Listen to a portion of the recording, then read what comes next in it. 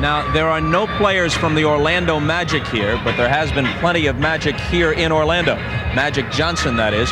3 months ago, he announced his retirement from the NBA after testing positive for the HIV virus. But he was voted by the fans as one of the starting guards for the Western Conference Stars.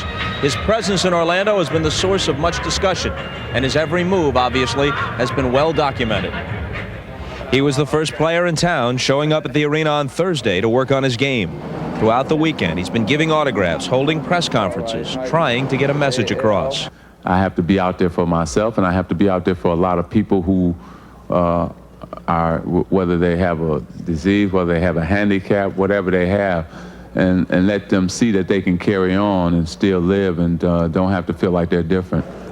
Most players have approved of Magic's presence here, but Charles Barkley suggested that maybe Johnson should step aside and let some of the lesser-known players get some attention.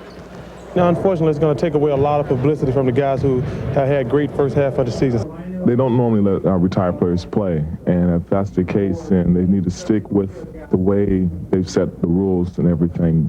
But in the case of, in this particular case, if they're creating another spot and not taking away a spot from another player, personally, I don't see anything wrong with it. Negative reaction, at least publicly, has been rare. The players understand it's a very sensitive issue. I don't think anybody should be insulted by people asking those questions or having those questions. The worst thing that can happen is people go around whispering it.